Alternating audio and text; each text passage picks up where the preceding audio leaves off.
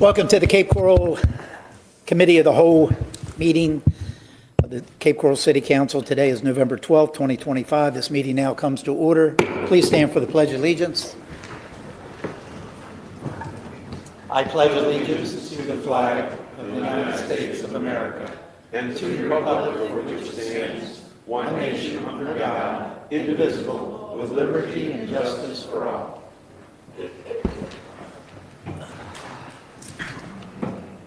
Madam City Clerk, please call the roll. Mayor Gunter. Here. Council members Donnell. Here. Paduk. Here. Kilrain. Here. Lastra. Here. Lehman. Long. Here. Steinke. Here. All present. Thank you. Just a reminder, if there anyone here present that wants to speak during citizens' input later on in the meeting, please fill out a comment card up to my left. It's right on the table there. And we'll remind you at least one other time during the meeting. If you haven't filled out a card, to please do so. Item 4 is business. 4A is discussion. First discussion is J.C. Park Improvement Phase 2. And I will turn that over to our Assistant City Manager. Good morning, Mayor and Council. The first item on the agenda with the J.C. Park Improvements Phase 2 sort of brings us full circle from where we started on the J.C. Park Improvement Project probably 3-4 years ago at least. As some of you may recall, in fiscal year 2022, Council approved funding to the design of boat slips along the shoreline of J.C. Park. We had found during some other research that we were doing that the J.C. Park shoreline had an allotment of a number of boat slips. And the discussion internally on that was, well, what can we do with that? And so we thought it'd be nice to have some access to park property from the river.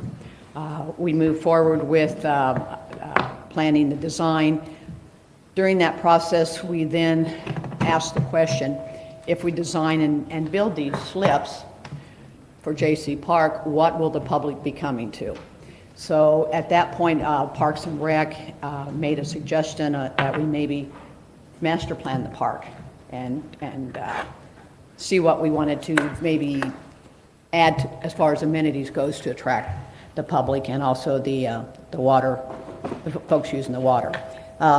So following that, Council did give the okay to start looking at a master plan. ULI came out with their report indicating that the city should probably look at trying to activate the waterfronts. We have very few waterfronts that are publicly owned, and J.C. Park was one of those. So we continued to move forward. We designed the project. During the permitting of the project, we separated the landward side from the marine side. And we did the phase 1 landward side first. And so now, as I've mentioned to council on several occasions, I was going to bring back the boat slips as phase 2 to discuss where we go from there. So with us today is Jeff Parker. He's with Cummins Cedarburg. He's part of the Pannoni design team on the marine side, and he has a presentation, and he'll be happy to answer any questions you may have concerning the current status of the design. We are somewhere around, I don't know, what percentage, Jeff? We call about 30. About 30-35%. So again, he'll be able to answer your questions. We did ask them to conduct a wave attenuation study in addition to what they were already planning to do. So again, I know there's some boaters up there who will understand this terminology and language and better than I, so I'll let you all ask the questions. Thank you. Good morning. Hi, thanks for having me. I'm Jeff Parker. I'm with Cummins Cedarburg. I'm a senior engineer. My background is structural with a coastal marine emphasis. I've been with Cummins Cedarburg, oh gosh, going on 5 years now, but in the marine structural realm for about 30 years, doing a lot of port facility work, offshore work, marinas, similar to this.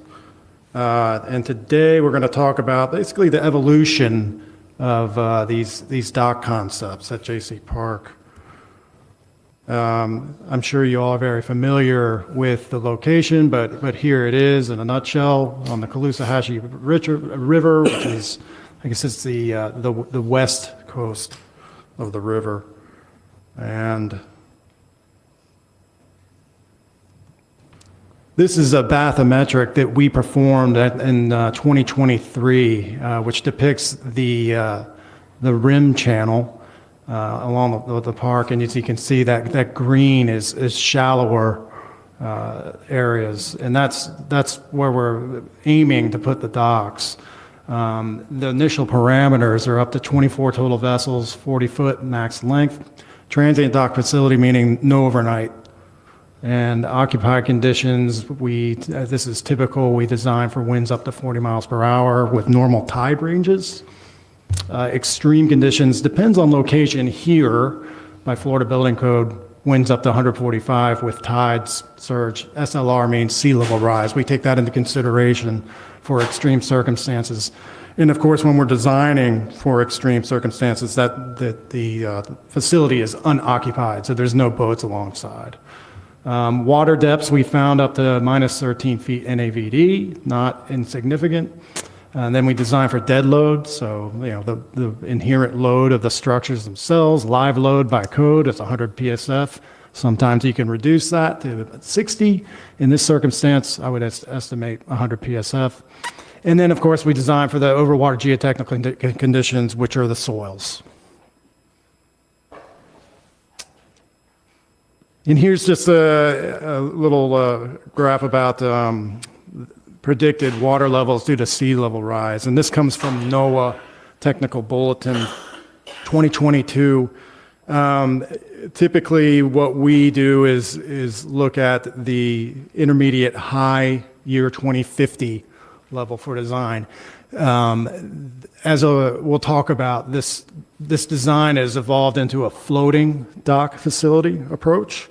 So sea level rise really doesn't have a whole lot of impact, as far as the design, other than loads that will be placed upon the piles that are holding the docks into place. So we don't have to worry about so much, when you're talking about protecting shoreline, sea level rise really plays a big part. But in this case, it's not insignificant, but again, it's more, it'll play into the pile design, holding the docks into place.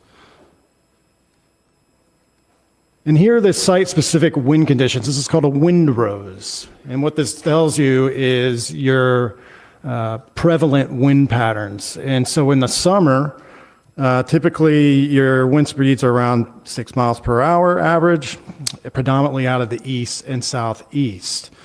And then in the winter, it shifts around to the northwest. You get stronger wind conditions, but not necessarily more often. And that's what you can see in the windrows. The more prevalent conditions in the summer happen more often than what you see in the wintertime. And so here at our site, this is a look, an aerial. And what this is telling you is what we call a fetch, the worst case fetch. So fetch is the distance of open water that you will be exposed to at a given site. And so in this case, the worst case is the northeast. It's along the axis of the Caloosahatchee River, and it produces the worst case wind conditions, particularly for the northern dock site, which you're going to see here in a couple slides. And then another, the second worst case, I guess, would be the southern fetch, which would have more of an effect on the southern dock site. As you can see, the northeast, if you have winds of up to 15 to 20 miles per hour, this can produce waves as high as 3 to 3.5 feet. And that's that little rectangle you see there on the right side of the table. So as I said, this is an evolution. When we were first tasked to do this, it was a very rudimentary, more of a graphical look at what we can squeeze into the site. This is based upon a bathymetric survey performed in 2021 that unfortunately only extended to the western limit of the rim channel. So it didn't give us a full picture. However, it gave us, this was an opportunity to just explore different approaches. That first one on the site, the first concept on the left, option A, we would consider sort of like a marginal layout. So it follows the shoreline more or less. And some of the pros are that you can incorporate wave attenuation for something like this. You have a harboring effect for the vessels closer to the shoreline. And then you can avoid the rim channel with this sort of approach. The con was it was sort of a long dock. If you were going to, and at the time we were only considering one site for the docks. So to squeeze in 24 vessels, you have this long sort of marginal approach with boats on either side. And then again, the vessels that are docked on the rim channel side would not be protected. Another con is that you're getting into the shallower area, so you would have to incorporate some dredging. And then we also looked at option B, which is sort of like it creates another way to create a harboring effect with, fairway in the middle. This one, you again can incorporate wave attenuation, whether it's fixed or floating docks, by the way. Floating docks inherently have wave attenuating properties. With a fixed approach, you would typically incorporate a wave screen. Beyond that, ways to do wave attenuation, you're looking at breakwaters, which get quite pricey. So if you're just using the docks themselves, it tends to reduce costs. Some cons with this option B, it's encroaching with the rim channel a little bit, and you would have additional dredging, which raises costs. So then we were asked to reconfigure into two different docks and use a more open approach, these T docks. And so what this does, though, is you don't have it doesn't give you an approach that's helpful with wave attenuation. It's not enclosed. You don't have the harboring effect. And again, you're still encroaching with the rim channel. Like we said, minimal wave attenuation capabilities. So then at this time, we had conducted a new bathymetric survey, partially because we needed more data, and also for permitting purposes, you have to have an updated bathymetric within 2 years of the application. And what this did is it also illuminated the presence, the exact location of the rim channel. And what we found is we had to try to avoid that as much as possible. It is quite wide relative to federal standards, so you can encroach into it somewhat, but we wanted to minimize that. And also we wanted to minimize costs. So try to reduce the dredge footprint as much as possible, which is why you see this open concept with the docks facing the open part of the river, so they're exposed, and you don't have as good of wave attenuation capabilities. So again, in this one, we split the two docks into a north and south. You can see a dashed line there. That dashed line is a sight line demarcating exclusion zone. So relative to the upland portion of the project, they wanted to keep the middle of the park clear. In other words, don't put docks in there. So we're trying to avoid that middle area with our docks. And this achieves this by splitting the two into a north and south. Still the same number of vessels. At the time, we included a kayak float. The pros of this one, again, minimal dredge footprint, minimal encroachment with the rim channel, but the big con is minimal wave attenuation capabilities. And I'm certain that everyone here is familiar with the potential conditions on the river. It's a big river. It's exposed. So you can get some waves out there. And so that precipitated what we call a berthing tranquility analysis. Let's look at the waves, at the conditions that are possible at this site. And, is it acceptable as far as, berthing a vessel? And what we found, using the localized wind data and the depth of the water, all this comes into play, is at the top we see the north dock with a 20-degree wave approach angle. So that's the northeast wind, worst case. Those blue dots that you see, those are the wave values for real conditions, potential wave conditions. So as you can see, they range at the return period of 0.01, so less than a week. They're about a foot, but then quickly they rise. And then a 100-year return period, which is a significant storm, but you can get up to 5.65 feet. Similar down at the South Dock for a 60-degree wave angle. And what using ASCE standards, you come up with a criteria of what is acceptable for conditions at a berthing facility. And we're aiming for the moderate conditions. So that is the red line that you see in both of these graphs. And that's what we were aiming for. So how do we achieve that? With wave attenuation, right?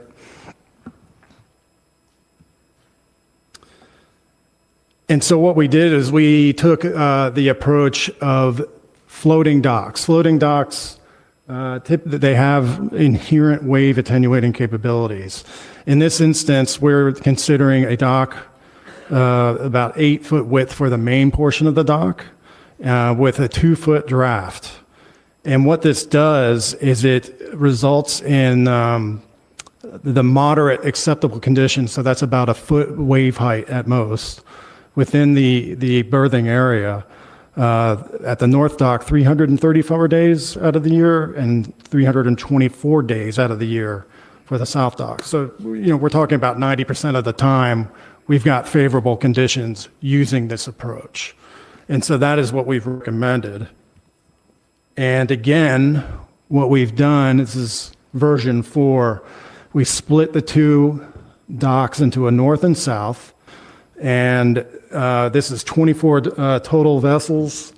And you can use the wave attenuation here. You get the acceptable conditions that you're looking for. All the vessels are potentially protected. And it minimizes the encroachment into the rim channel. But some cons are, with this one, if we wanted to use the total allotment of 24 vessels, just due to space, as you can see on the left, we're encroaching that sight line, which is not desirable, just a little bit, but at the south, we were able to squeeze it in. Another con is then there's additional dredging, because we're mirroring the docks, so now you've got a dredge in behind them to create a fairway so we can get in there. It gets a little bit shallow in those areas. And so at the city's request, what we did is we trimmed that north dock so that we weren't encroaching into the sight line. I believe that's still up for debate. We may still try and go with the full allotment of 24, but in this circumstance, we've eliminated 4 vessels from or 4 slips from the north dock. All else remains equal. One thing that we also have come across here is at the South Dock on the right, there are oysters, so a natural resource. In the past, when we started this about 4 years ago, mitigating for oysters was not really a concern with the permitting agencies. That apparently has changed. FWC now apparently requires you to mitigate for oysters if we're going to be impacting them. And in this case, we just had a new environmental resource survey performed, and we found that oysters are indeed in place at the South Dock, so we would be impacting them. What that means as far as the permitting, mitigation, we don't know yet. It's novel. So we're in the middle of trying to figure that out in real time.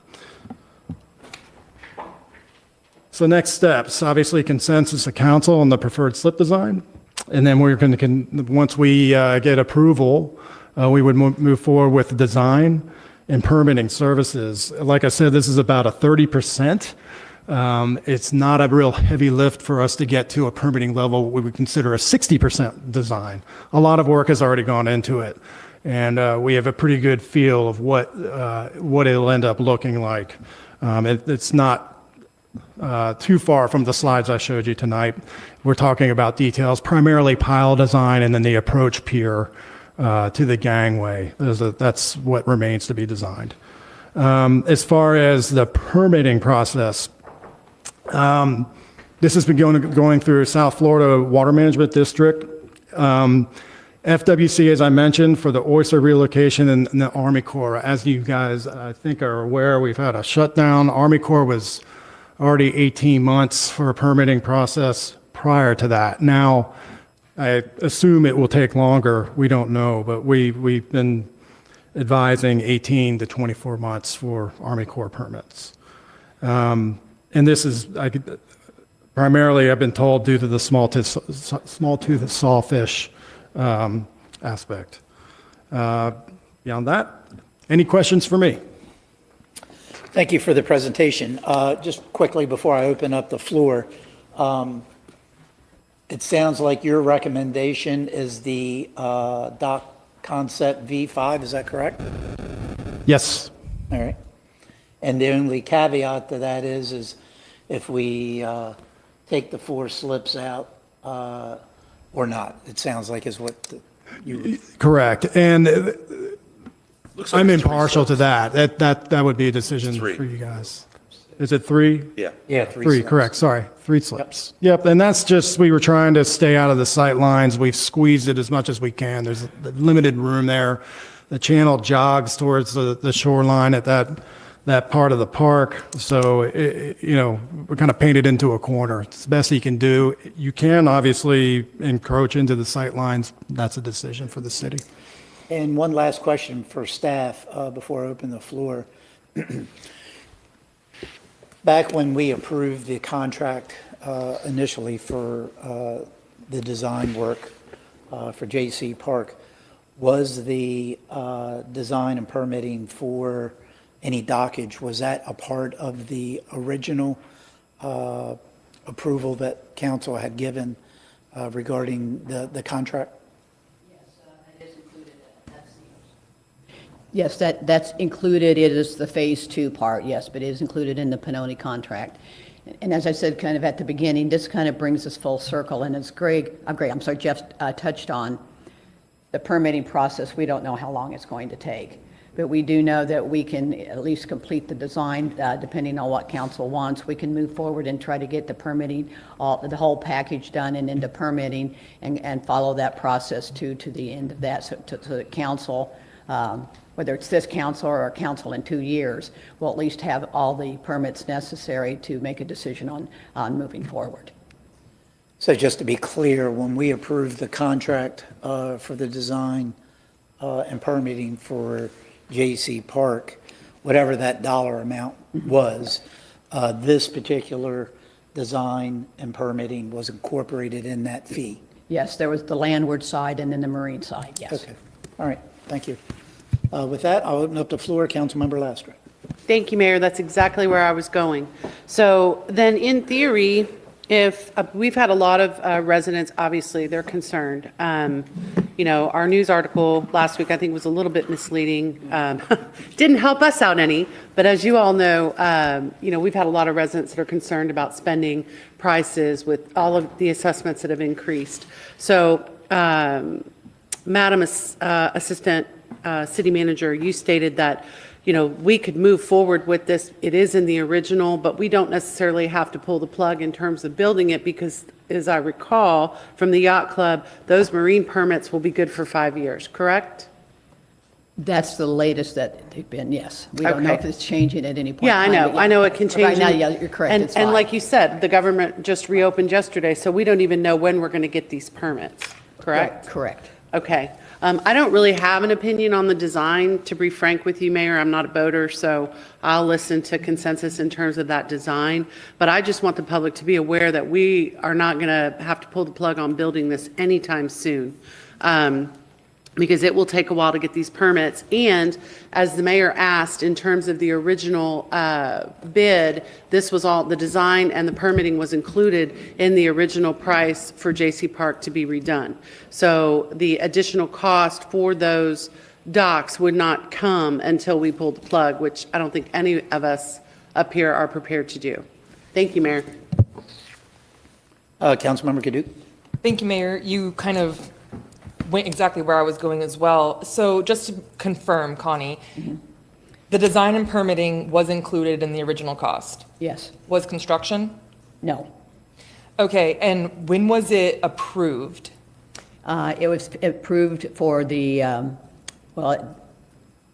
original design concept was in FY 2022. 2022. The council approved moving forward with the design in 2023, I believe, after we conducted some public input hearings. Right. Okay, and just like we all know, something that was budgeted in 2022, I mean, it can't possibly be the current price now. So are we looking at another budget amendment to include this? No, not at this time. But to go under construction, But I we will would. say this, that I mentioned that we asked them to do this wave attenuation study and dispersing analysis and stuff in there. That was not part of that. So That was not a part of that. that was not part of their scope, because that was something additional we wanted them to do, because we were hearing from the public about their concerns regarding the waves and whether or not they could do that. So we asked them, can you do a wave attenuation study on this so that we can present that to the public so that they would have an answer to that? Awesome, thank you. And through the design concepts, I am not a boater. However, I like version 3 because it included a kayak slip. So if he is recommending, and he's the expert in this, recommending version 5, I would be okay with that. But I do think that we should include a kayak slip if we're gonna, be a park and people want to park and put their kayaks into the river. I think that's the way to do it.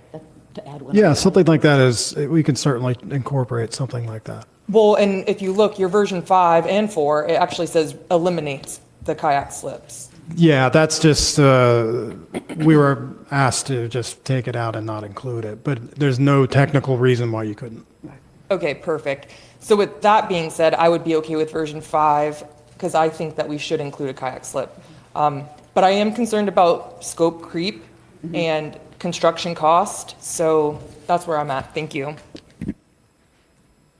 Okay, Councilmember Kilrain. Yeah, I guess you're looking for direction on which design to look at. And basically, if you look at the design, we're talking about safety, environmental, and then resident interaction on that, and then cost ultimately, construction cost. So basically, from a safety standpoint, the fetch condition is the worst piece of activity you have to worry about. You're mitigating best with design concept 5. The only issue with that is that really going to have to do some additional dredging, which will be incremental cost from a construction standpoint and an ongoing cost. You don't have any real concerns about through-to traffic and wake creation as a result of that, because you're pretty much out in the mainstream of the channel. So I think that purports to that design being best. The oyster bed issue is a prevailing factor now because you came south with it. Cost of oyster beds, you give me a sense of that to replenish and move and or implement, augment? Unfortunately, no. Like I said, this is novel. It wasn't an issue as little as 2 years ago. They didn't worry about it. Sure. That has changed. Yeah, And that's so okay. we're in the middle of, even this morning, speaking to our lead permitter with our company, what's the latest? And she's in the middle of trying to get some fact finding. So certainly, as we get information, I can present it in email and we can distribute that. My background on this is that I'm used to the Houston Ship Channel all the way down to the coast of Texas and over to Louisiana. Yeah. And we never worried about oyster bed propagation during that. But I recognize it here in Florida, and we got to protect our water in a different mentality. Yes, sir. So I think that to the extent that is a condition in which there's an elasticity in price in that, to the extent that we can overcompensate for that, it would be helpful, I think, to having resident approval on this thing or support on this. Yes, So sir. just point that out in the beginning. The last piece of this is, I think that I'm concerned about what the overall cost is going to be on this, of course, as my other comrades have talked about up here. But to fully take advantage of the park, I think it's a good process to be able to do that, provided it can be done safely and avoidance of any of the environmental future cost concerns with it. So I'd be in support of 5, the way you have it constructed. So thank you. Councilmember Steinke? Thank you, Mayor. I've always been in favor of water access to the park.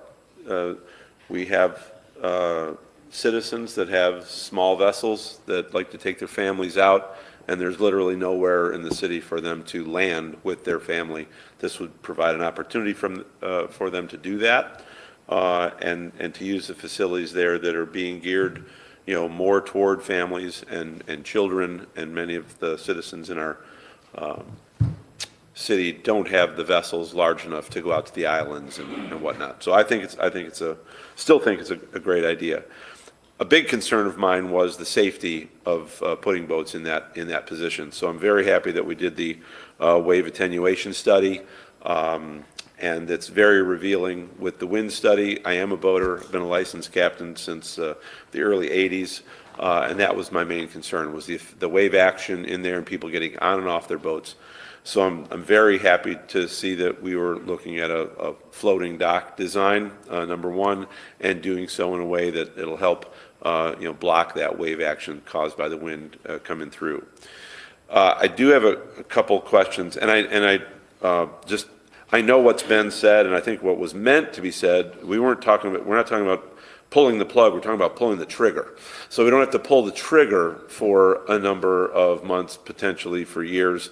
Much of the conversation has been through email and whatnot is to pull the plug on the whole deal. So I don't believe pulling the plug on the whole deal is the right thing to do. I believe taking this one step at a time is the best way. And just like, I've spoken before about overpasses. From the first time somebody talks about an overpass, it's 20 years before a car drives over it. Well, the same thing is true for us to talk about, which we have begun talking about, having people that own boats being able to access the park from the water. The first time that a boat is going to be in one of those slips is, in my opinion, 3 or 4 years from now. And so that 18-month projection that I saw in there for all the betting people out there, I will take the over on that. I'm guessing more like 30, 36 months. I've seen, with these permits that we've dealt with the Army Corps on other things, the whole oyster relocation, I've seen that. We see it with the burrowing owls, we see it with mangroves. So this is something down the road. I believe we continue with this as we are at the moment, especially since it was included in the original scope of the budget to do this design work. I do have a couple questions as it relates to which we choose, and that is as it relates to those 3 slips that we're talking about. That view cone, do we have something that tells us what the length of that view cone is, so that we can determine, if we remove those 3 slips, what are we losing percentage-wise? Because I think that's a relatively large view cone. Yeah, that would come from the upland plan, right, Connie? Yes, we have a diagram of where that begins and where it ends, so I can get that information to council. That But would be it is a big area. It's when you're driving in and you're looking out, and basically at the entrance. So you want to be able, when you're looking there, you want to be able to see the water as you're well, you're not driving in anymore because you're going to be parking over here. But if you were using the same entrance today, you would be able to see straight out there, and you would see the river like that. So it kind of emanates almost from the current entrance out that way. Okay. That would be important for me in a decision between 5 and 4. And as it relates to the actual boat slips themselves, what beam are you accommodating in those slips, so that if we were to remove 3, how many feet of view cone do we gain? It looks something on the order, I would say 60 feet. Just looking at this diagram, it looks like the total, Because you're talking Wow. 40-foot boats. yeah. So you got to be somewhere in the neighborhood of 14 to 16 feet, I would guess. About 15 feet. Yeah, so, yeah, and so if you look at version 4, and you can see the 3 additional slips extending beyond that line and just going I would, yeah, it looks like about 60 feet getting trimmed off, maybe a little more. 6.0? Yeah, total. So if you look Okay. at version 4, see how they extend beyond that dash line? Yes? And then we go to Well, 5, it's 60 trimmed feet, back. I believe that's the determination of how far you're going to the mean high water line in your dredging area. Not, Well, no, I'm just, yeah, it's not, I don't have a, I guess, a dimension showing the difference. I'm just judging based upon, visually what I see. It looks to be those are about the two 60. things that would matter to me and how I would vote when it would come to a vote, is to know how big is the view cone? And what do we lose to go with option 4 versus option 5? If we're going to do it right, the first time. And so, unless that's a big percentage of the view cone, then you have the matching 12 and 12, in my opinion. So those would be two numbers that would be important to me as we would make our way forward. So, my input is, yes, we move forward with the design. Whether it's 4 or whether it's 5 would be based on those measurements. If nothing else, I would want it to be an even number. I don't like the odd number anyway. I have 21. It'd be 22 It's going or to be about 24. 15 feet. It's going to be about 15 feet if you look. No, I would guess it's about, I'm guessing 45, probably 45 to 50 feet, plus whatever that end dock is. What are you doing, those 4 feet? 4 or 5 feet? The fingers? Yes, Yeah, 4. 4 feet. Okay. That's And it. there's no technical reason why we can't include into the site zone. That was just part of the aesthetics of, I think, the view lines of the park upland.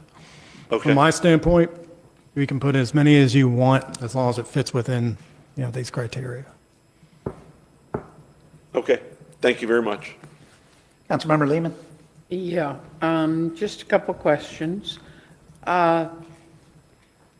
J.C. Park is slated to be complete.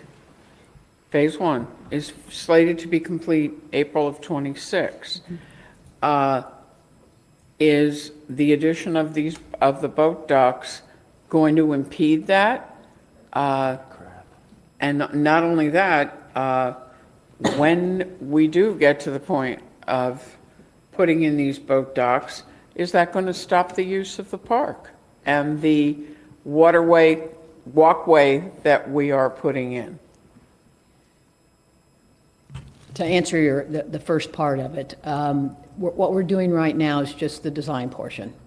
The design portion, if it followed what Jeff was talking about, the completion of the design and permitting, if we're 24 months out for just the completion of the permitting, we still have to bid the project, get the approval of council to start construction. So it could be at least another year before construction maybe even started. So then you're talking another 30, like you said, about Councilmember Steinke, about 3 years before really everything gets started on that. We designed the landward side to have the necessary infrastructure for the boat slips. So any construction that's going to happen will have to happen from the water. So will there be, in 4 years when they're doing it, or 3 years when they're doing the building of the docks, is it possible that some of the sight lines will be impacted while they're putting this docks in? Possibly, yes. So we may be impeding the use of the park. No, not the park. I'm just talking Well, about the walkway construction. that we're putting, No, the waterway walkway. No, that will still be accessible. We will not be closing the park We down. won't The be construction will affecting have to that. be from the water side. And with the budget, the $18 million, that is going to include? No, the budget does not include the marine side. The So budget then that's that's been an approved is additional landward cost. side only. Correct. That's additional cost? Yes. Again, that's why I said the bids would have to go out, and then it'd have to come back to council for approval to move forward. All right, thank you. You're welcome. Thank you. Councilmember Long? Thank you. So first of all, Councilman, I'm putting all my worldly possessions on the over at 36. But just two comments, certainly to defer to you. You did a great job on the presentation with regards to the, I guess, the scientific or the engineering elements to this. My only comment would be very similar to Councilman Steinke's, but I guess a different, he's looking for the view cone. I would also be helpful to me to see some of these, particularly 4 and 5, zoomed out to show the whole site plan. Oh, sure. Which I know, understand is upland, but just to really put it in perspective, certainly with regard to the fact that, it's noted, and rightfully so, that there's some sightline issues. So, because I'm having trouble, I could pull it up, but figuring out where in relation to like the boardwalk and those sorts of things that we've done this, because I certainly wouldn't want to undermine some of those elements, and I don't understand that it does, but just for me. And then I guess just one other comment with regards to all the analysis with the attenuation and everything. Is it understood in a perfect world where funding wasn't an issue and permitting wasn't an issue, would it still be your recommendation to go with the floating docks, or is it? For this site, yes. Okay. And I think most people are probably familiar with like a Bellingham approach. They're nice. They are nice. And, they have like a clean look. The good thing about them is also, when you get storms, Sure. they come up and down with them and you design the piles for it. Just trying to gather. Versus a fixed structure, it gets, a little dicey. You got to design for uplift and all that sort of thing. And Awesome. there's no guarantees. I like this for this site, and it incorporates the wave attenuation capability too. That Just helps a lot. inherent capable. Yeah. Thank you. Yeah. Thank you. Councilmember Laster. Thank you. Just two more quick questions. I apologize, I forgot to ask them earlier. We received an email from a gentleman that's on our waterway board, and he's a big environmentalist. And I have a couple of questions regarding the dredging. I'm sorry, I don't recall. Did you say how deep we were going to be dredging those boat slips? We are estimating minus 8 foot NAVD, and that's the hashed portion that you see Got there. you. Okay. And then in terms of the dredging, like I know we have a dredging schedule around the city. So for example, right now we have Redfish Point on our dredging schedule. How often do you anticipate we would have to dredge this? That I would have to look into. I don't know. Do we have an idea? We have actually inquired about maintenance dredging in the area. Is there any data available for something like for the rim channel? Do we have an idea Do you of how have that often? information, Connie? As far as dredging there along the shoreline, we rarely do that. That's usually done by the county, but we would have to get a permit to do that. Okay. And then you can communicate to us, like maybe how often, because I don't know, I know I saw Redfish Point on a dredging schedule recently, and I didn't see when the last time was we did it. So I don't have a sense of the time, like how often we have to do it for maintenance. Yeah, I would have to find out. I don't know what the sedimentation Okay, rate if you is could find over in that out. area. And and- I don't know once you have the docks and slips in there, how that would impact some of the sedimentation as Okay. well, whether it would deter it or increase it. Okay, got it. I'm going to channel my inner former Councilmember Hayden, who loved that small tooth sawfish. Do we have an environmental study that's going to be happening, prior to doing, is that part of the permitting that we would have to get from FWC or? The Army Corps, as I understand it. Army correct? Corps? Yeah, they're the ones that are concerned with that, or that's their purveyance. So as I understand, we have a permitting leader for this project. So I can certainly get more information regarding that from her and again, disseminate it. If you could, that would be great. We just have the Cape Coral Friends of Wildlife, and we also have this Waterways Board. And this particular gentleman is a big steward of our water quality and our environment. So I think that group would be very happy to see that. Thank Sure you, Mayor. thing. Our company feels the same. Okay, good. Thank you, Mayor. Councilmember Steinke. Thank you, Mayor. Just to touch on that, I've been involved with that through our maintenance dredging permit that we've got that's kind of clogged up right now as far as, what needs what.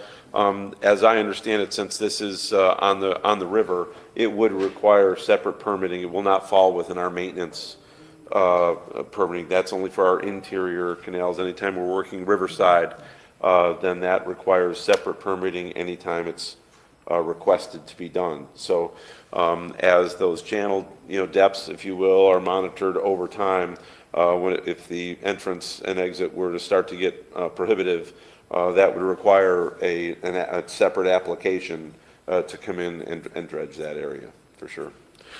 Just a couple things, if anyone is interested in what these look like as far as aesthetics and whatnot, as you're coming into Cape Coral on Hancock Bridge Parkway, there's a little restaurant there called Three Fishermen. And these types of floating docks, they installed there prior to Ian, and they've gone through all of the hurricanes, beginning with Ian, with zero damage, and they're very aesthetically pleasing. So if anyone's interested in, what this is going to look like as one would look out to the river, certainly stop by Three Fishermen, take a look there. As a boater, they're the best docks anywhere in Lee County. And those were the ones we referenced when we were looking. So. Thank you. Yeah, I guess I'll chime in real quick. I guess for me, Concept 4 and Concept 5 are pretty similar. I'm in agreement with Councilmember Steinke and Councilmember Long. I'd like to see the big picture to see what we're actually losing there. I would prefer to stick with the 12 slips on each side. One of the things that I thought is important to mention as well is when the ULI did a study a couple years ago here in the city, the Urban Land Institute, one of the things that they noted in their study was water access was very limited in our city. And we should explore opportunities where we could generate some type of water access. And I think this is a perfect location to do that.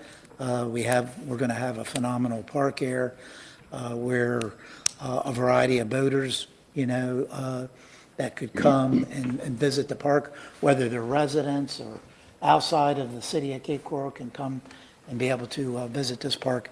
I think will be a great amenity to the park. So I support it. It all comes down to dollars, as we all know. But since the design and the permitting was incorporated in the original agreement, I think we should continue to move forward with that and go through the process. As we all know, just look at the yacht club. That particular permit we applied for in 2021, didn't get it until April of 25. So this isn't something that's going to happen overnight. And then once we get the permit, they're typically good for 5 years. And during that 5-year period, whomever's sitting in these seats at that point in time can make a determination if it's a viable financial project or not. But I think for now, we continue allowing the ball to roll forward and get the design completed, permits issued, and then make that determination, whatever the financial opportunities that we may have in the future, we'll make that decision, or whoever's sitting in these seats will make that decision then. But as far as Concept 4 and 5, I'd prefer to see 12 and 12 slips, as long as we're not taking too much out of that visual cone, just to make sure we have enough slips there. And 24 slips isn't a lot of slips, believe it or not, but I think it'll be utilized. The other reason why I like Concept 4, Concept 5, and pulling in the direction that you're pulling in that's noted in the drawings, that gives you the protection of any boat travel in the rim canal. So you have that back piece that you'll have some type of protection for those boaters as well, and anyone who may be walking on those docks. So I think I like that versus the other concept where the boats were pointed out towards the river that were open. I think that was more of a safety issue than this particular Concept 4 or 5. So that's where I'm at. Madam Assistant City Manager, did you get the direction you're looking for today? Yes, I did. We'll proceed with the design, looking at 4 and 5. We'll get information back to all of council to what that loss of slips would look like with regard to the 3 slips. And whatever we end up with on the design between 4 and 5, we'll also add the kayak launch on a kayak on there. Okay, sounds great. Anybody else have anything they'd like to add, or? All right, thank you very much. We appreciate you stopping by today. Thank you. All right, we'll move on to next item on discussion. 4A2 is the Yacht Club project history, 2016 to present. And I will turn that over to our Assistant City Manager.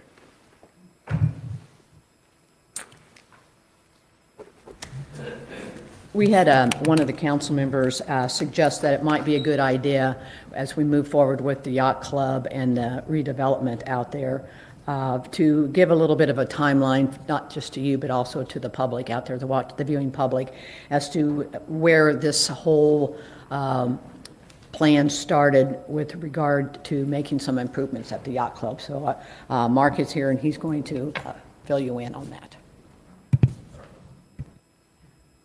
Thank you. Good morning.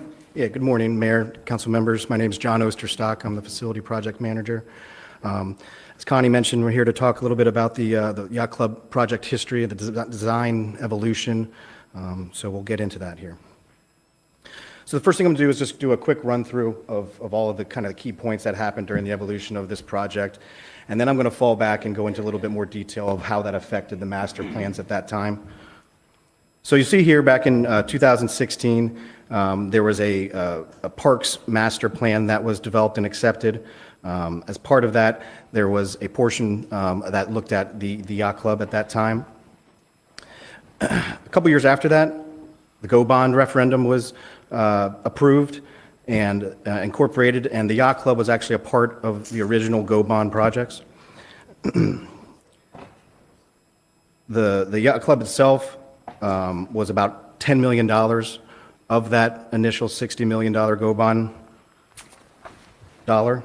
And so once that was approved, that we went out for an RFP to get some consultants on board to help us design the community parks. And once those 2 firms were selected, Kimley Horn was chosen to do the community parks. And you can see in about August of 2019, after their contract was executed, they did a walkthrough on the site, and they evaluated the seawalls at that time and concluded that they were, at the end of their useful life. So that was included into the scope of what was going to need to be done down at the yacht club. In October and December of 2019, Kimley Horn held some public workshops where they went through different design concepts and flows and whatnot. And I think in January 2020, after a couple public workshops, the master plan approval occurred there in February. In May of 2020, the CMAR was brought on at that point to assist with some constructability reviews and some final pricing of the project. And you can see in July of 2022, the GMP was developed based off of the 90% plans. In the fall of that year, Hurricane Ian came through and obviously changed all of the plans that we had in place.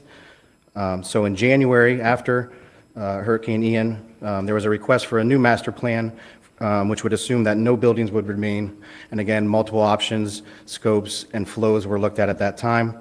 The city council at that point, then in March, agreed that the Go Bond funds were not going to be enough to cover what the new scope of this yacht club project was going to be, and so it was pulled out of the Go Bonds.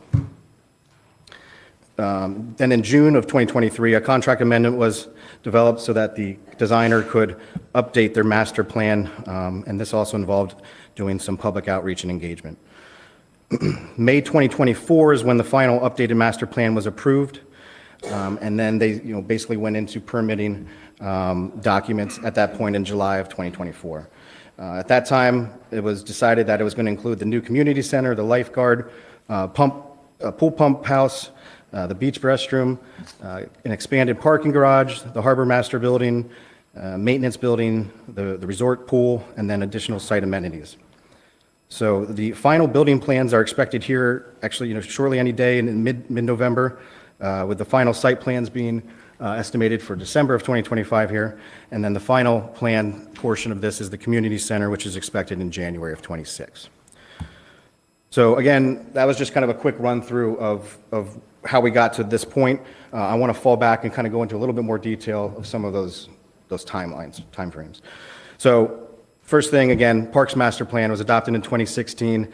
At that point, the yacht club was identified. We were just talking about how the city has very few waterfront venues, and the yacht club was identified as the city's premier waterfront venue. So these are some of the options that were put out in that master plan of different things that we could incorporate into the site.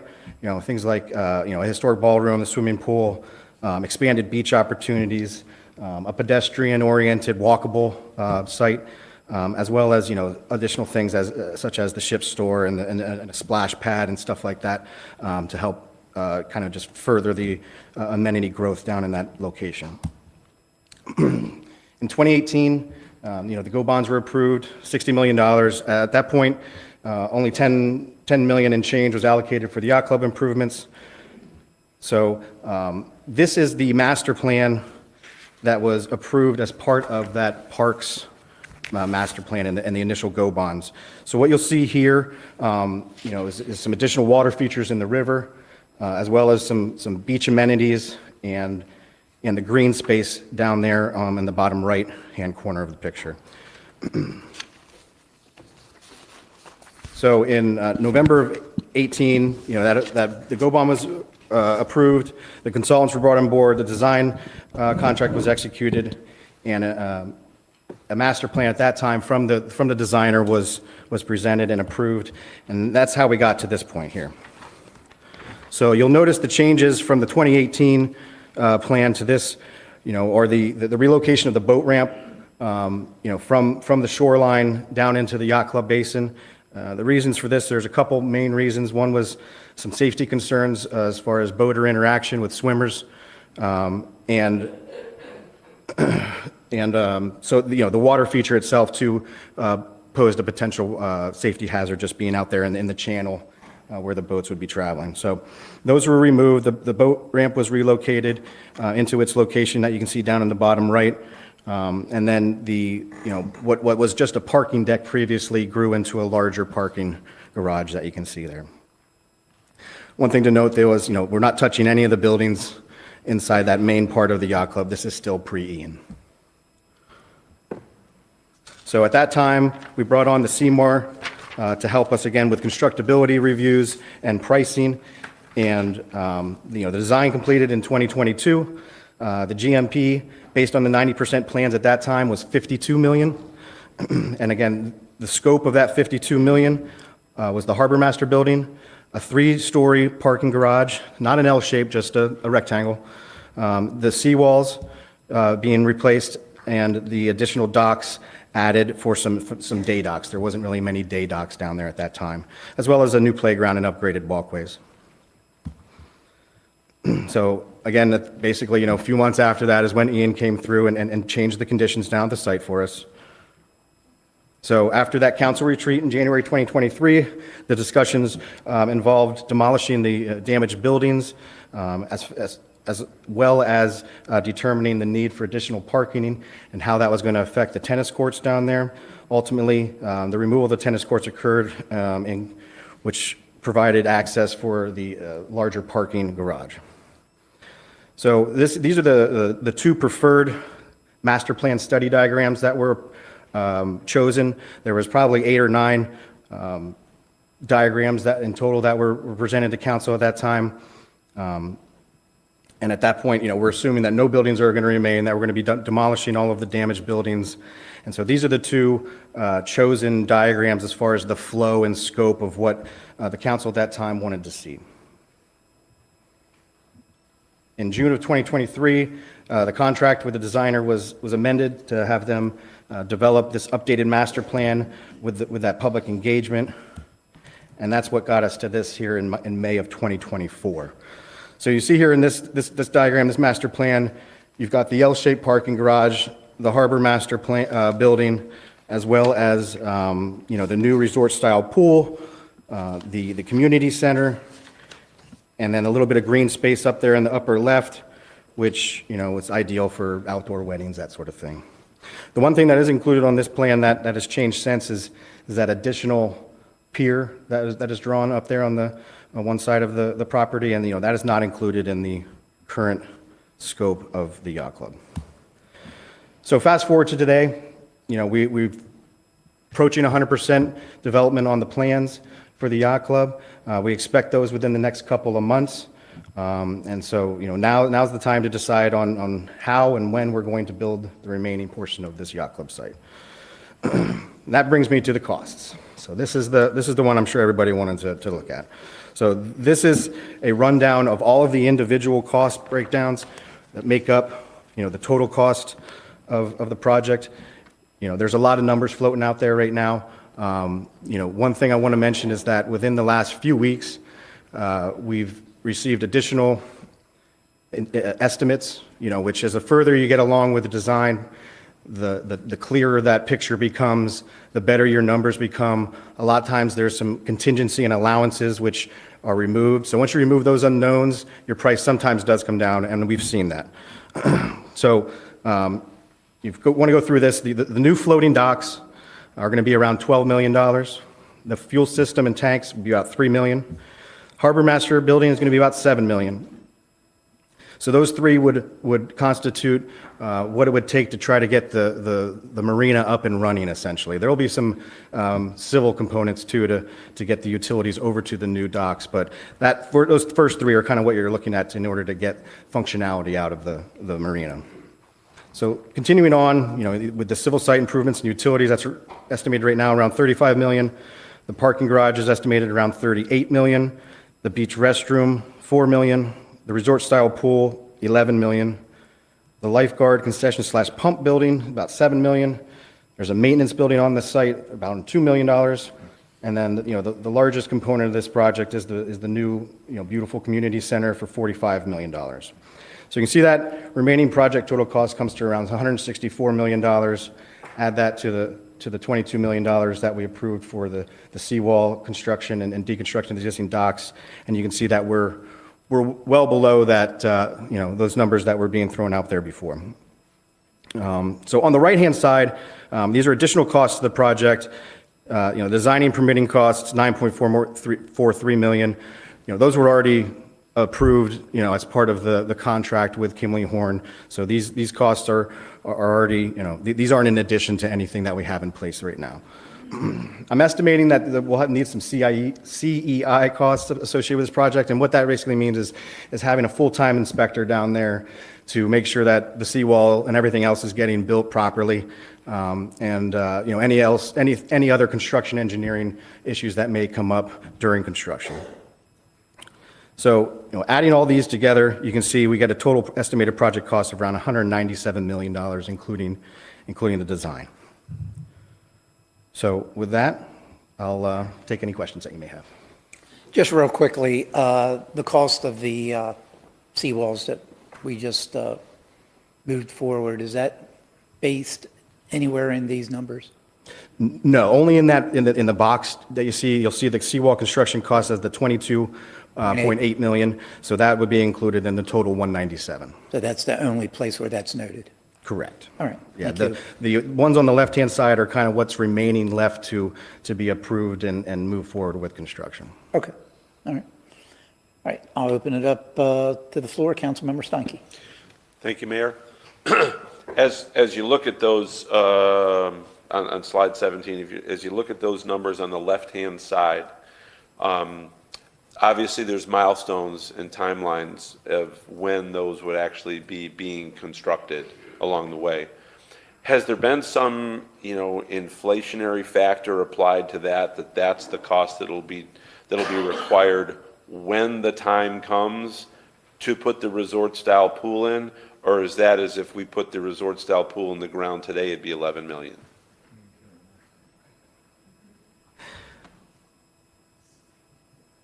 So, sorry. Robbie Powell with Wright Construction.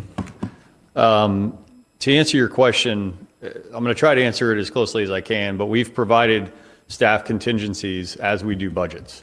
Those contingencies don't have specific names as to whether they're inflation or they're constructabilities or when timelines.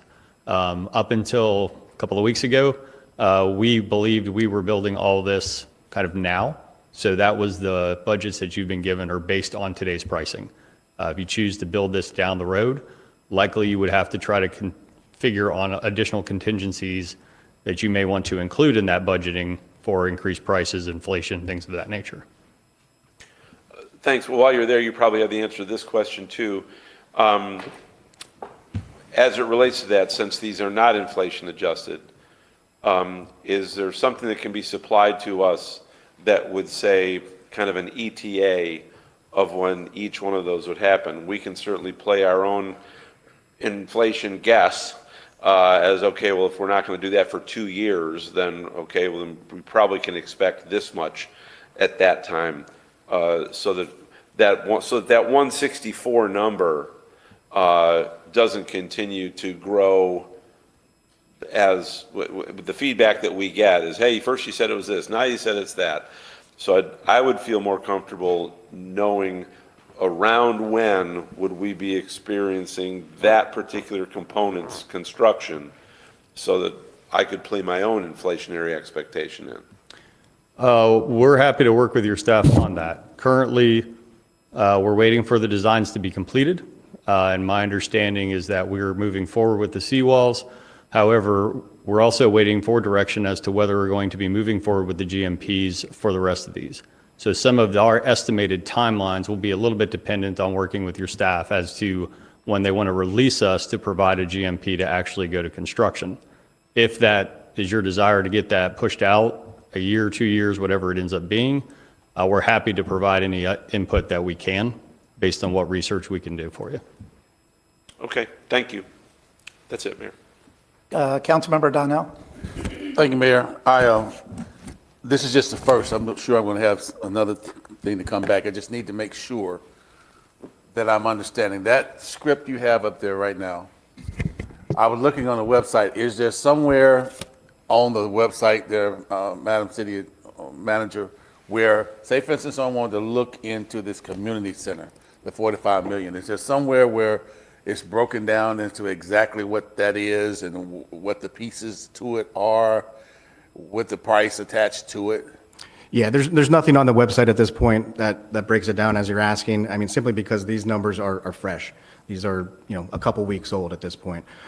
So as we develop in the design, these numbers are going to continue to change until we get to that 100% plan set, which, we expect in the next couple months. All right, thank you. So, council, it was interesting. We were out at the parade Saturday, and boy, did I get an earful about the price in this project. There's nothing hotter for me right now is this piece. And my question to someone, you mentioned you were here the word you used was remaining. So, as we sit here today, I need to clearly understand the word remain. What has been done that cannot be like, I don't want to run into this J.C. Park piece. So specifically, what has already been done and put in place, and then what's remaining that council will have to vote on as it relates to this 197, which I will take the over on that one too, Councilman Malone. That's going to be somewhere in 200. But what's remaining that we have to give direction on? So you have already approved the construction of the seawalls, the demolition of the docks, the construction of the boat ramp, and the construction of those 2 box culverts. That was a part of that package that we brought to you last week.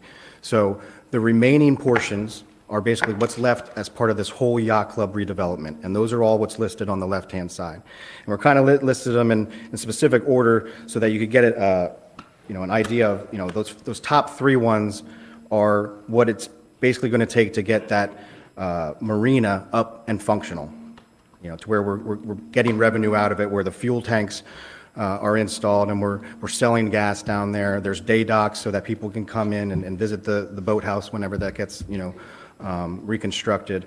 And then it just kind of works its way down.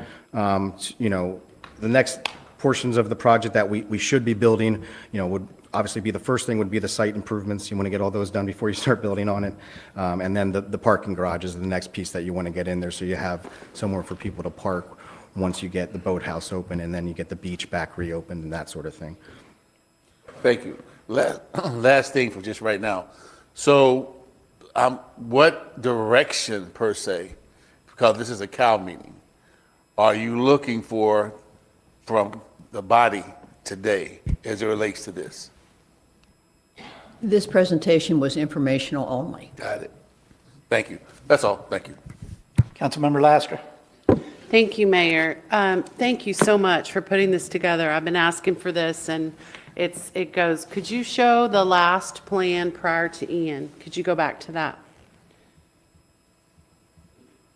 Right, so that's when we just had a 3-story garage. It wasn't L-shaped, right? Correct, it was just. And that was based on the fact that we would keep the old Yacht Club Community Center, correct? Correct. Okay, so I'm.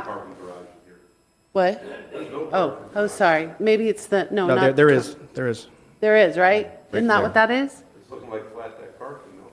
It's just a. It's the just a parking garage. That deck. was It's not always really going to be like the a- garage. But it wasn't an L back then. Correct. All right, so let me ask you this. What is the difference in size between the old Golf Club Community Center and the new one that's proposed? As far as like square feet? Yeah. I'm not sure off the top of my head. It's massive. To me, it appears massive, and I'm just going to say this straight up because I don't know how else to say it. I'm not an engineer, but this new plan, go to the newest one. If you could go from here to the newest one. That like totally like gives me anxiety because I feel like we need to simplify this. And I feel like if we have an opportunity to scale back some of these things, and I understand Mr. Ilchism stated, we wanted to do this based on, the future and looking at the future. And I get that. I totally understand that. But we have another opportunity at the old golf course, right? So we're having our very first planning meeting tomorrow. It's going to be very exciting. We're going to get all the input from the citizens. And I just feel like we have an opportunity there too. So perhaps, and I don't know if I would even have supported this. Perhaps we go back to simplifying the community center, and then we put an additional community center at the old golf course with the pool, and we simplify it. And how neat would it be, and I don't know anything again about architecture or design, to be able to bring back elements that were there originally, be able to find some of that mid-century modern look that we could go back to. I just think that to me looks massive, and I know it'll probably be, as Councilmember Long and Danelle just stated, over 200 million by the time we get all this worked out and decided. But to me, if we could scale some things back on this and simplify it, I think the residents would be happier. I think that we have this other opportunity coming and we don't even know what's going on there yet. We could take some of the pressure off of this park, if you will, and split it over between the old golf course. I mean, we have 175 acres there. This is tiny to me. And, or maybe we scrap a community center altogether, or maybe we make it smaller. We add some more green space. I don't know. Those are just my thoughts. I mean, this L-shaped, I know that we had to increase the parking because of what was going on there. And I say full steam ahead on the marina, the boat docks, anything that's going to allow our boating community and our residents to be able to start enjoying that piece of the park. But the rest of it, for me, I really hope we can scale this back a little bit and really simplify this, knowing that we have an opportunity coming up with 175 acres on it. Thank you, Mayor. Councilmember Kilring. Yeah, I thought we weren't giving direction today on anything, but basically, the council member Loster kind of gave me deja vu. And what we did, we discussed last time, going out with the design as it is for an RFI. And we would do that at such time when we felt comfortable to do it. And that was going to be after we received the RFPs and digested them on Bimini East. So we're just doing that now. So that next step is still in process. And we did talk about whether or not we could then have an RFI, and if someone had interest that had financial capacity and or development capacity, so that we could portion out over years their opportunity to recover whatever investment might be for this, we might be able to stick with this design. But we won't make any decisions on that until we took that step. And then the next obvious thing is if we couldn't do that, we would then downscale. To give you new direction now to downscale, I think is not in line with what we decided in the last meeting. So I understand that there are opportunities maybe to downscale this in the future, but that was not the process that we left in place after our last meeting. And since this is a COW meeting and not necessarily a directional meeting, and you weren't looking for direction, I think that's still the direction we're heading in. Is that correct? Yes. Yes, Councilmember, that's Okay, correct. Thank you. So that's where we're at with that. And my understanding is right now, the activity that's moving forward that was approved was to do those things in a smaller scale way to get the marina up and be able to get some utility out of it, in particular the seawall, so that we could do the boathouse and then put some slips in there so that become a useful process. That number was in the order of magnitude of 24 million plus 11, I think, was 35 was the total number we were talking about, of which 24, I think, is not included in year 164, right?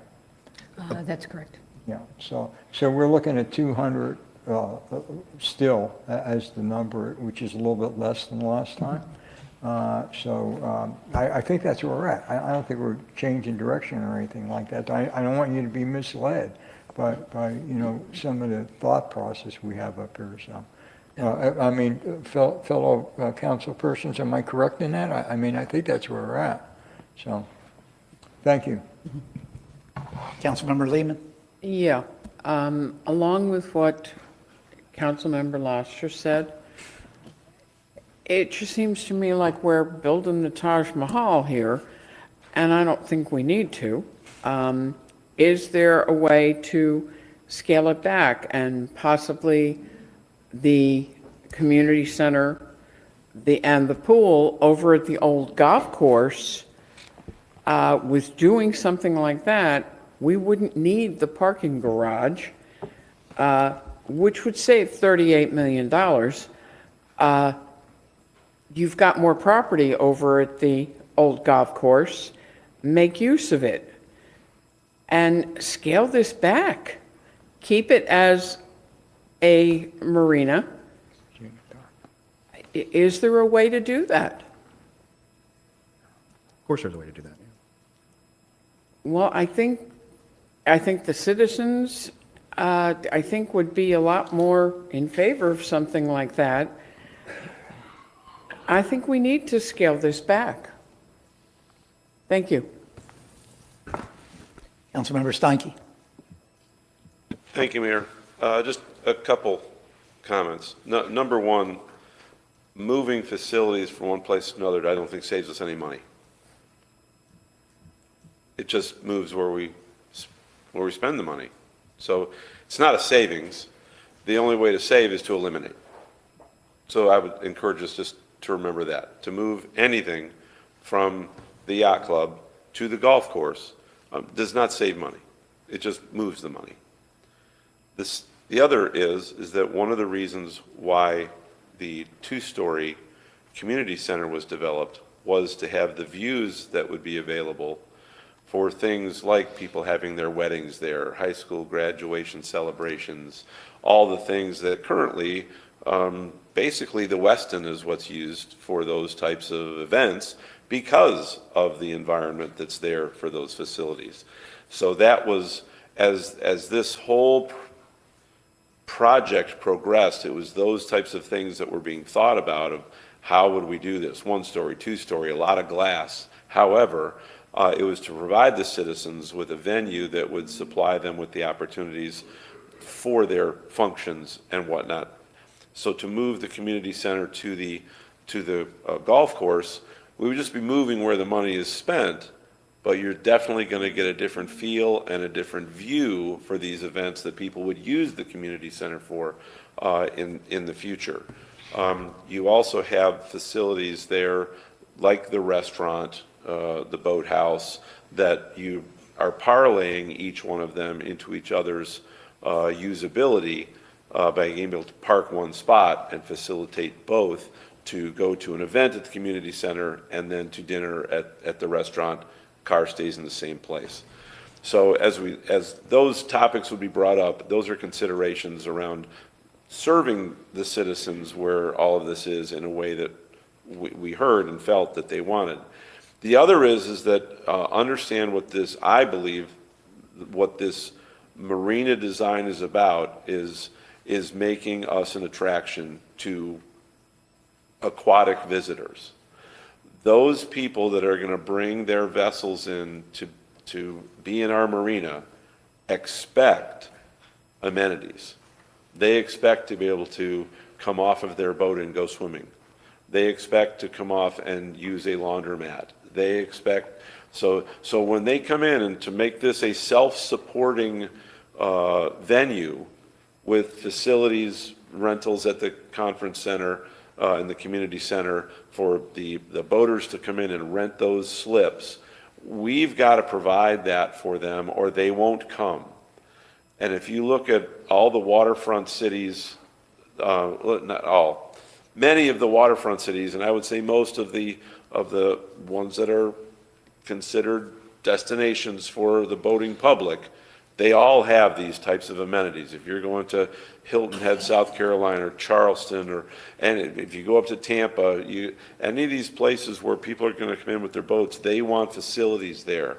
They're not going to put their boat there and grab an Uber to go to the golf course to experience amenities there. So I think we need to keep in mind as we make decisions the overall utility of this yacht club, and you got to be careful what decisions you make based on who you want to come there. And certainly that marina will become, and all of those docks will become great attractants for the boathouse. It'll become great attractants for events that will be held there, and for the things that go on at our community center. Many of our citizens would much rather go by boat than they would by car, if they can. And this will certainly afford them that opportunity. So I'm certainly, minds open as ways to save money, but to think about moving something from here to somewhere else, saving money, that doesn't save any money. But it could impact the attraction of those people that will make this a self-supporting facility, and I think we need to keep that in mind. Thank you, Mayor. Councilmember Kadouk. Thank you, Mayor. And Councilmember Steinke, you hit it on the head. So I put my light on to say that, we have our heart set on the old golf course, and I think it's great that we purchased it. However, the old environmental report states that there's several arsenic plumes that have to be remediated before we do anything there. So just picking up this building and moving it there doesn't make sense to me. And for me personally, I didn't get married in Cape Coral, even though I grew up here, because there's nowhere to get married here. So I do think keeping the community center and places for children to graduate, a beautiful community center at the yacht club is the right place to do that. However, we're all concerned about cost. That's really why we're, talking about moving it, which really doesn't save any cost. I guess my question is, and maybe it's for the people that were on council before us, how did we land on this design? And I'm asking this naively, please don't think I'm being rude. We landed on this design and we didn't have any cost associated with it at all. We just picked a design. Is that how it went down? I don't know. I wasn't here. Well, for me, it wasn't done in a cost vacuum. Yeah, there was certainly. Just when they presented it, they were like, these are options, and there was no cost ever associated with that at all? There were costs. Yeah, there were approximates based on number of square feet and so on and so forth. But Perfect. But certainly, and what we don't see here, all we see in what has been presented to us today are roofs. Right. And I think to Councilmember Donnell's point, to have those schematics, if you will, of, hey, inside of this building, here's all the component Fixtures, parts yeah. This building. Small meeting rooms where some of our nonprofits have a place Mm-hmm. to meet, where the yacht club, the Cape Coral Yacht Club, who's meeting in Fort Myers right now, Yeah. has a place for them for their monthly meeting and things. So I think what's underneath the roof I think is, would certainly be helpful to revisit that, because that is what we revisited, and that's what those roundabout numbers were based on, is if you're gonna have these types of facilities, type of facilities, this number of walls, this many separated, air wall here, fixed wall there, those were the things that were brought before us that said, hey, based on this, you can expect around this much. So Yeah. there were round numbers involved, nothing as outlined as we have today.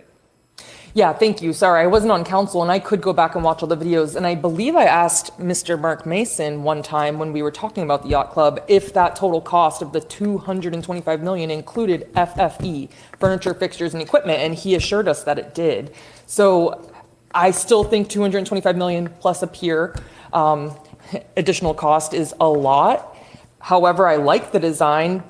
What we're really talking about is trying to scale back cost and how do we pay for it. So I'm very happy with the presentation, and I think that's kind of what Councilmember Lastra was getting at when she wanted the, timeline. I personally was looking for a timeline of cost and how we got here. Mark Mason, Assistant City Manager. I'm sorry, council member, but I don't ever recall providing any information regarding FF&E. Best of my knowledge, this is construction and design cost only. No FF&E is included. Okay, thank you.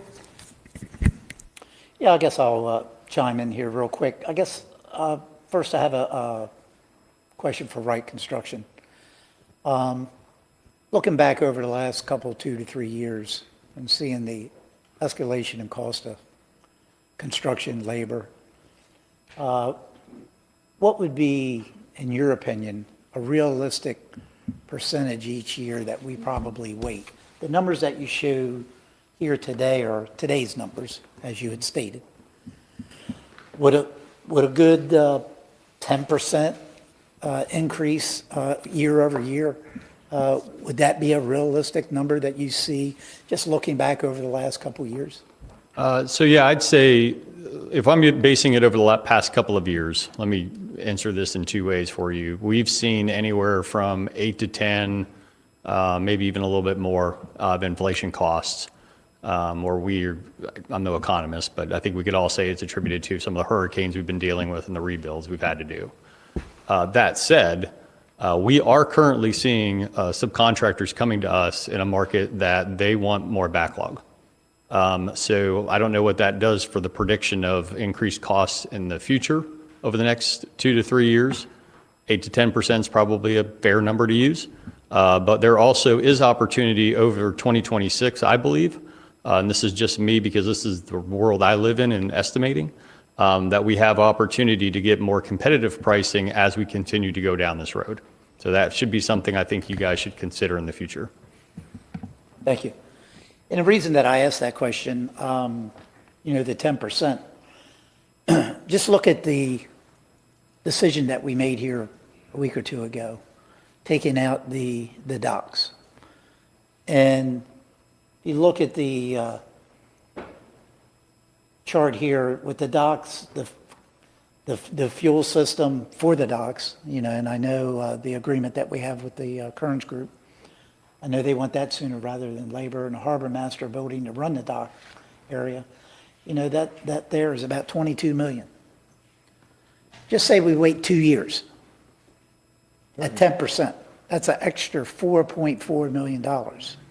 So while we are going through this process, trying to determine what we want to do and when we want to do it, if realistically, if we say there's about a 10% increase year over year on the cost of goods and services, then that $164 million rises each and every year. So I think that's something that we have to be concerned about.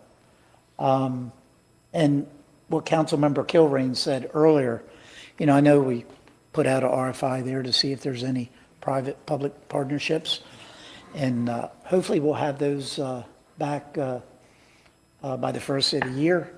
We already know that, as we've heard here today, design will be completed by the first of the year.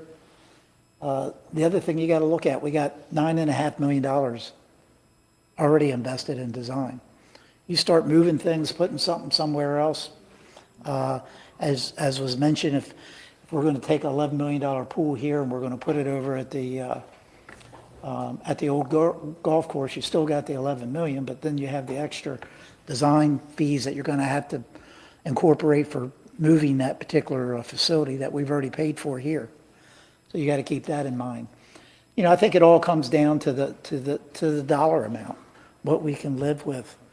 That's what it boils down to. And I said this before, I think in the meeting, the last meeting we had. Once you figure out what you want to spend, then you can figure out what you can build and what you can't. You go to buy a new car, if your budget's 40,000, you're not out looking at Lamborghinis. You're looking at what fits in your budget. So I think at some point, once we hear back with this, if there are any P3s that may be interested, then we're going to have to really look at this, I think, after the first of the year and say, if we don't get any, what do we want to spend down there? And that'll determine what we're going to do. And how are we going to pay for it? And what does that debt look like over 30 years? And what's going to be that annual debt payment? So there are some of the questions I think we have one more step that Councilmember Kilrain mentioned. We got to get through this step first. I think all the design will be done 100%. And then I think at the first of the year is when we're going to have to decide that multi-million-dollar or answer that multi-million-dollar question, what we're going to do and what we're not going to do. So that's kind of where I'm at. Councilmember Kilrain? Yeah, you went to the same place I was going. Engineer to engineer, you're at 90% right now. You said you have building contingencies as you do that. What are you talking about, 20% probably? I mean, if I were doing a project, I'd have loaded in 20% right now. Engineer to engineer, let's talk straight. You're probably at 20% contingency in your estimates right now. Going forward, we're talking probably 3.5% inherent inflation on a best guess basis for the next couple of years, at least the next year maybe. And then we're talking building materials probably escalating much more than that, probably double than that. Cool. So 10% is probably a conservative estimate. It's probably more like 12. So I think that, it's reasonable exactly as you laid it out to look at those numbers that way. And, we'll just take the next step, and that's what we have to do. So I'm on board with that process. So I'm not changing the design at this point, but it'll come down to whether or not we can get someone interested in developing this with some kind of payout into the future, and whether or not we have to scale back and/or if we want to constrain ourselves to try and support one project as opposed to many other projects which we have in trying to contain this and have, in some kind of bonding mechanism. So I think that that's the least favorable of all approaches, to have a burden on the residents to do this. I don't think we want to be in that position. I don't think we want to be in a position where this is the only thing that we can do then in the next couple of years. So I'm all for just following the process as we have it described. So thank you. Councilmember Donnell?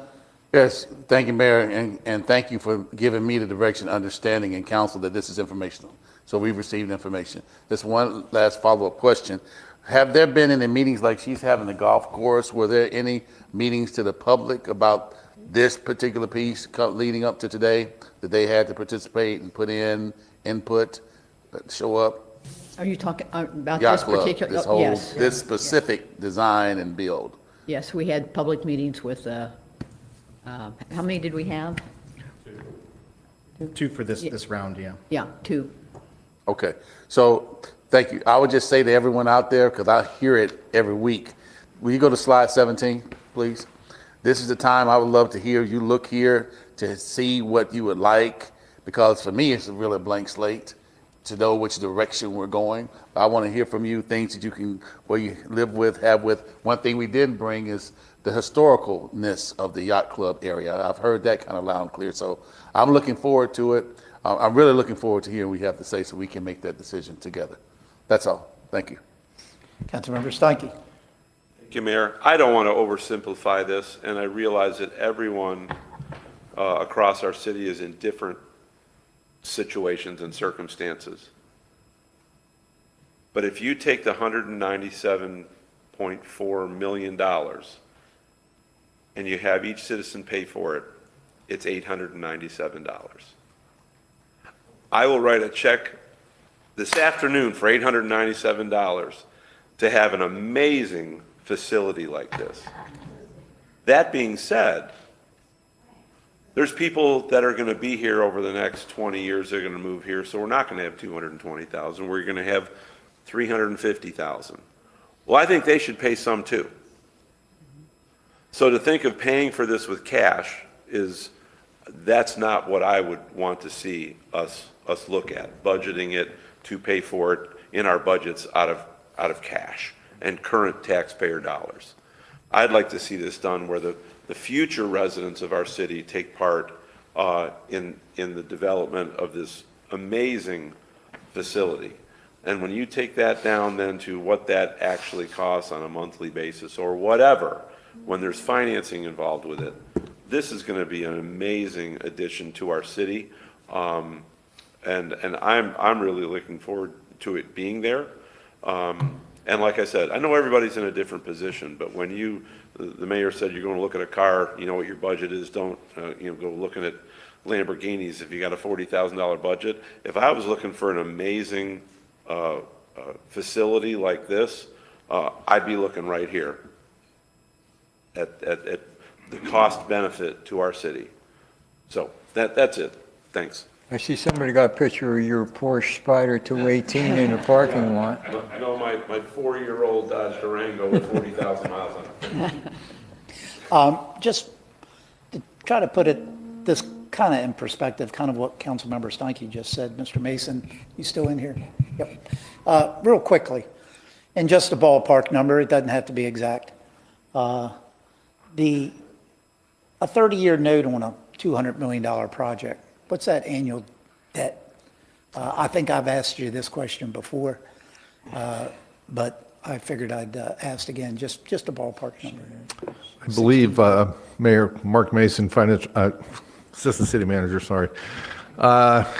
I believe when we did the presentation about 4 weeks ago, we utilized $225 million, and I believe the estimated debt service on that was $12 million per year. 12 million per year. If I recall correctly. Yeah, because I agree with Councilmember Steinke. I mean, this, the yacht club there, that was there for 50 years. So this particular amenity is going to be there for the next 50 years. So if you have a 30-year debt on this particular project, it will reduce the burden for the residents here today, and the future residents will help pay for that as well. So not saying that's where we're going to end up, but I just wanted to kind of put in perspective a $225 million project, and that's about a $16 million annual debt service that we'd have to fund some way, somehow. So I see no other lights on. Any other discussion on this topic? That was easy. Yep. Thank you, staff, for providing the backup material and the history of how we got to where we are today. And I think before we move on, it's about 12:25. I think we take about